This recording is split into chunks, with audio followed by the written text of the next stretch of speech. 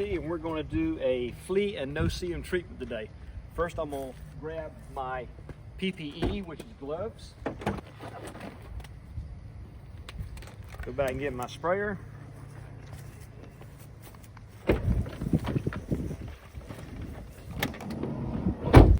And we have already done a perimeter pest control. We got a little bit of product left in here, but I understand you can't mix these things just for the different products.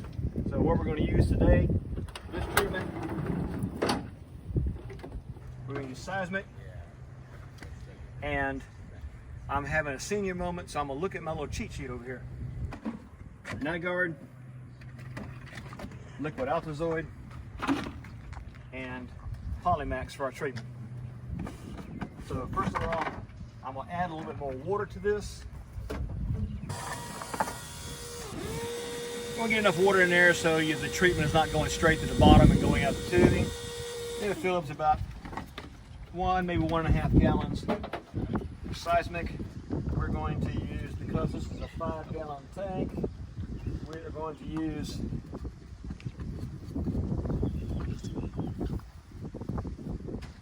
four ounces in this. And what I do is I come around sometimes, find the sun, and figure out where exactly my measurement is at. I have a towel in here I use in case I get product on my hands. For your night guard, because we're going to be using the 5 gallons, I want to go up to about 24 milliliter. That will take care of the whole 5 gallons. For your liquid altazoid, we're going to do 2 ounces.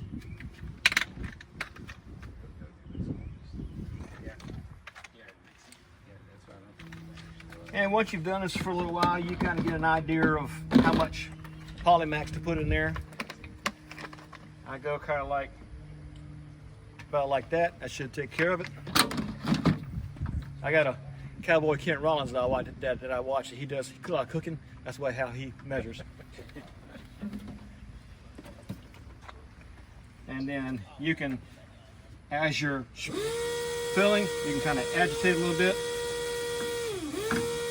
This is where a fat belly comes in handy. We get it filled up to our max level here. That should be about it right there. Put a lid back on it. And one thing you want to make sure is you always want to make sure this string is on the inside. We found out if you don't get the string on the inside, even with your SR200s, it's going to splash back on you.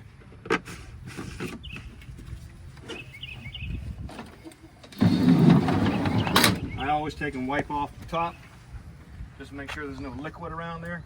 I flip it around on the side, get to it, saving my back. Once I get tight,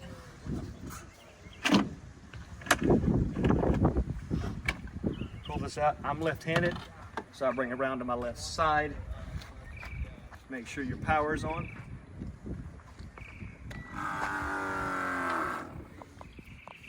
I keep mine right around 5 psi, and that should take care of that. Now, something I do for myself, if I'm doing a backyard and I know I got puppies back there, I don't walk backwards. Too many landmines to hit. But this is how we're going to spray here. Now, I don't use a mask when I'm doing for these things because you're about this far. Unless you get an updraft, you know, it's not going to hit you.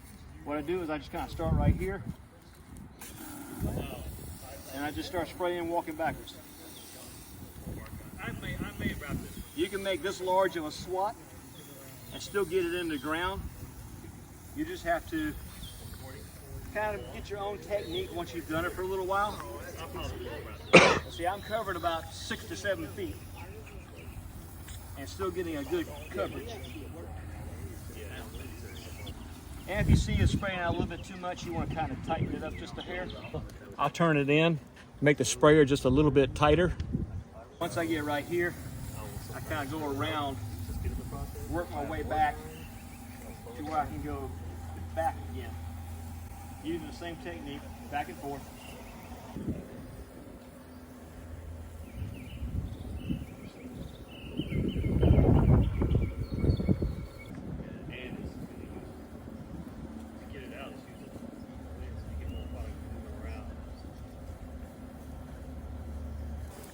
here, I'm gonna work my way right back into the backyard. Just using the same technique. Is that side trick? Yes. You gotta watch out for plants. This is why sometimes I walk forward, not backwards. I try and stay off the neighbor's lawn. Some neighbors will be upset if you start spraying stuff into their lawn. Just a constant flow.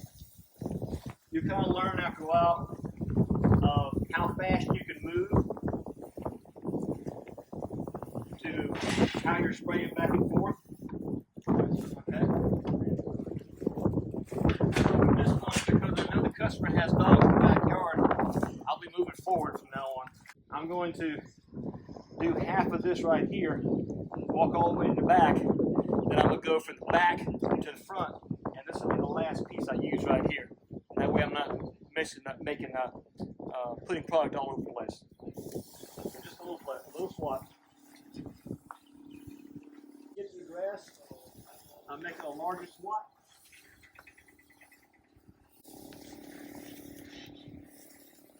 Watching out for landmines.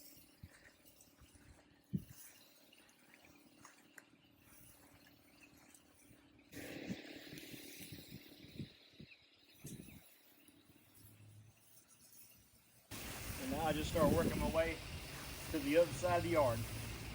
In this particular case right here, the playground, I'm going to kind of spray around it, but not inside where the child's going to be playing. I make sure I get up underneath there. A little bit outside the gate or the fence. I'll spray a little bit out there.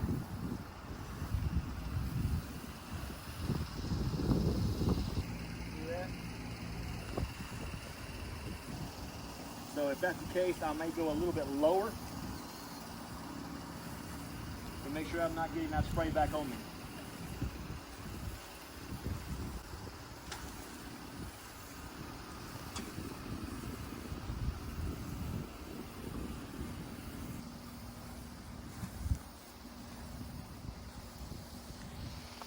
Because I know when I came down here, I got to about this location here, I just turn around because I know I've already got this section and go back the opposite direction. So once you've done this for a little while, you'll get your own technique down. But this is kind of the basic way we do it. One thing I find out for myself, if I lean over forward like this for a long period of time, the lower back starts getting calm. So I find myself trying to stand up straight as much as possible.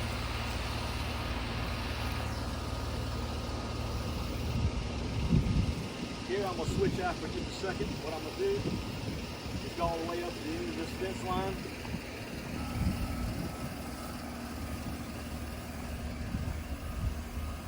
Having a yard like this that kind of slopes down some, it's a little difficult. You got to watch your footing.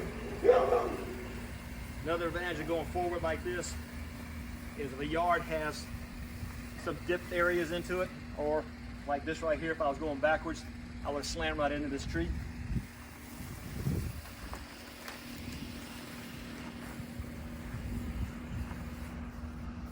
I'll turn back around and head back in the opposite direction, leaving me a little path that I can come out of the yard. Once you've done it for a little while, you kind of know the size of the spray, how far it sprays out. Because if you overlap a little bit, that's not a problem. It helps. Okay, now I know I just have this little small section right here. Now I'll work my way back out of the backyard. And even though you don't see grass right here, they're still in the dirt. And I just turn, start heading for the outside. I notice the wind is coming this direction. I'm getting a little bit of backflow or spray. So I get a little closer to the ground. And at that point, I'm finished with the backyard. And always, always make sure the customer's gate is closed and locked. What you don't want to do is have this, where a dog can come out of it. You want to make sure it is locked. That's even with mosquito sprays. You always want to make sure when you go in, you lock the gate behind you. When you come out, you lock the gate behind you. So basically, we finished with this section right here. My next stop is the front yard. From here, you have an option. You can either start next to the shrubbery and work your way out, or you can start next to the road and work your way in. Usually, I'll start here next to the shrubbery and work my way out.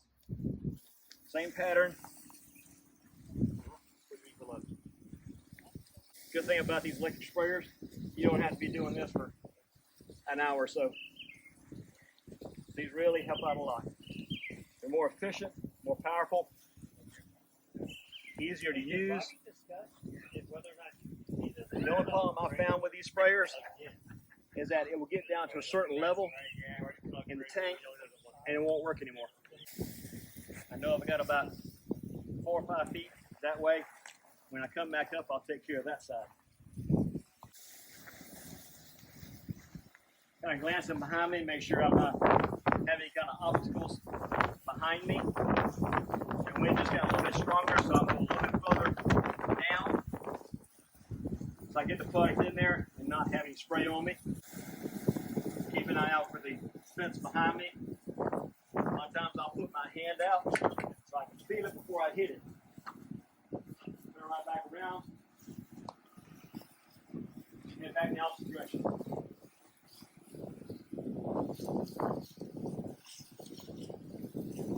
Now technically I've already done this section, so as I get down a little bit further, you'll notice the yard kind of widens out some. So I know I've gotten already to here. That's his fence line. Getting on right about here is where his yard kind of expands out, so I will start spraying again. Trying to stay out of the neighbor's yards. Okay, I'm back up to the front yard again. I'm going to go just a little way. I know I've got this one swat right here. Not paying attention, I hit this thing. All right, now I can start back in the front yard.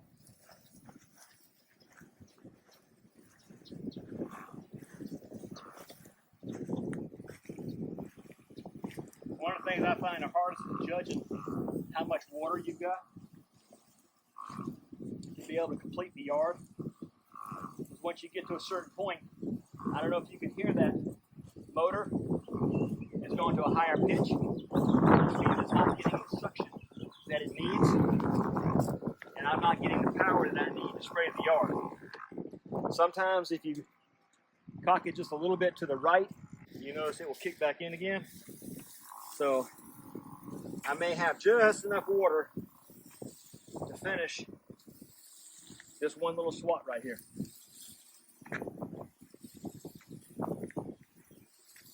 You're going to have a little bit of leftover in your tank because it will not empty it completely. You have 1 or 2 options. If you have your own yard, you can kind of like spray it into your yard. One thing you don't want to do is you don't want to leave it in there overnight because it can start clogging up the filter that's in here, the filter that's in the tank, and also put a residue inside the tank itself. Once we get that finished, we head back toward the van, drop it off. We put all of our sprayers on this side. For my particular one here, Josh has put in these J hooks. We screwed one in right here. There's another one a little bit further back over there. So I got me a bungee cord. I'll take the bungee cord, put it up through this, turn the blower this direction, get me enough cord, put that right there, and that's where it will stay. Now, I don't know if Robbie showed you how to check the battery on this. You just push that little button right there. You see all green lights, it means you got plenty of power. That tells you the level of power you have. When it gets down to 1 green dot, you need to charge the thing, or maybe 2 green dots. Your pressure adjustment is here. You can pull this up. If you turn it clockwise, you get more power. Like I said, I keep mine about 5. I know Robbie does his about 6 or 7. Take the battery out, you just grab here, you grab there, comes right out. If you want to, you can take this. I have my charger in my house. I just pull it out, put it in a charger overnight, come back the next day, put it right back in, make sure it clicks, and you're finished. Now, when we get finished with that, that's what I'm gonna do next is go inside and do paperwork. Make sure I pull my gloves off. And I usually take my gloves and I fold them over, grab the other one, fold it over. So I'm actually touching the inside of the glove, not the outside. Got a little trash can and I got in there to put all stuff in. I personally carry this little yellow towel with me all the time. So my hands are gonna get wet, especially down here in the South, wearing those gloves. My hands, sometimes I'll have water just dripping out of the gloves. Wipe them off real good so they're kind of dry. I got my paperwork here. My mosquito hunter. I got my work order here. I fill my work order out. Okay, once I got my paperwork filled out, I will grab the card that we're delivering, which this particular treatment we're doing perimeter control. I have ran out of those at the moment. So I've got this and this. I put a business card, my business card. If it's a new customer, if it's a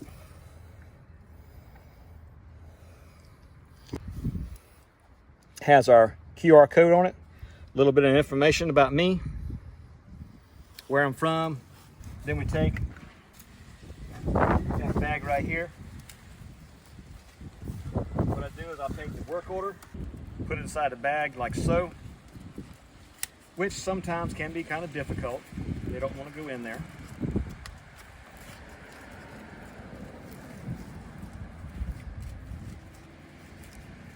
Now, if it's a new customer, we have a brown envelope that has information about the owners.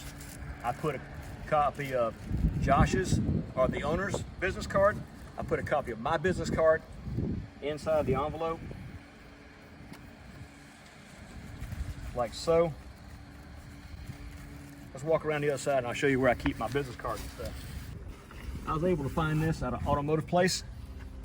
Great place to put door hangers, the brown envelopes for every new customer, the owner's business card. We're giving out perimeter pest control pamphlets at the moment. We also have, this particular week, we are putting out a $50 referral card, which goes inside of here. The owner's business card goes inside. And then I sit down, I do my paperwork, I do my bookwork on Mobile Live. I close it out. The last thing I do is I walk this up to a customer's door, put it on the front door. Now, something I started doing, down here in Florida, everybody has a Ring camera. So basically, when I get finished hanging this on the door, I'll look at the Ring camera and just kind of wave, we're good to go. And I'll turn around and I'll walk away. And that's it for a flea no-see-um treatment. I hope y'all enjoyed. Excuse for my stuttering, but thank you for joining us.